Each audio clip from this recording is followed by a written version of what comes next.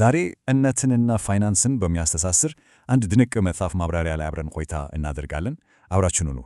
መንፈሳዊ እሴትን ሳናጎድል ዘመናዊ የምጣኔ ሀብት ብልጽግናን መገንባት እንችላለን። ለብዙዎች ይህ ከባድ ፈተና ነው። መፍትሄውስ?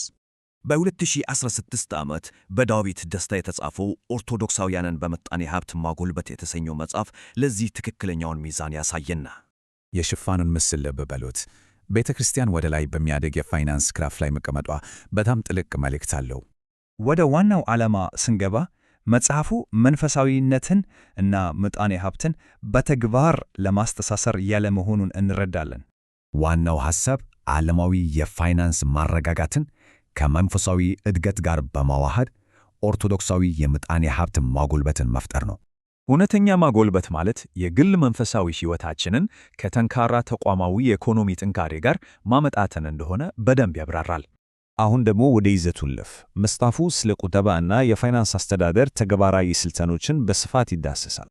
ከዋና ዋና ርዕሶቹ መካከል የግለሰብ ሀብት፣ የቁጠባ ማኅበራት እና የምጣኔ ሀብት ስነ መለኮት በስፋት ተተንትነው ይገኛሉ። በተለይም የቁጠባና ብድር ኅብረት ሥራ ማኅበራትን በተግባር እንዴት መመስረት እንደምንችል ግልጽ የሆኑ ማዕቀፎችን ያስቀምጥልናል። ታዲያ የዚህ መጽሐፍ ፋይዳ ለዘመናችን ኦርቶዶክሳውያን ምንድን ነው ብለን ብንጠይቅ ጠቀሜታው እጅግ የጎላ ነው። እግዚአብሔርን ራስን በልማት መንገድ ማገልገል የሚለው የጀርባ ሽፋን ምስክርነት የመጽሐፉን ተግባራዊ ጠቀሜታው በሚገባ ያረጋግጥልናል። ጸሐፊው ዓለማዊ የንግድ ቃላትን ወስዶ በኦርቶዶክሳዊ መንፈሳዊ አውድ ውስጥ በሚገርም ሁኔታ ሲያዋህዷቸው ታያላችሁ። እናም ይህን ሁሉ ወርቃማ ዕውቀት የያዘ መጽሐፍ በ350 ብር ብቻ መቅረቡ በእውነት እጅግ ተደራሽ ያደርገዋል። ዋናው ነገር ደግሞ ይህ ቅጽ አንድ ብቻ መሆኑ ነው። ለወደፊቱ ሰፊ ውይይት እንደምንጠብቅ ፍንጭ ይሰጠናል። እንግዲያውስ መንፈሳዊ እሴቶቻችን የነገውን የኢኮኖሚ ስኬት እንዴት ይቀርጹታል?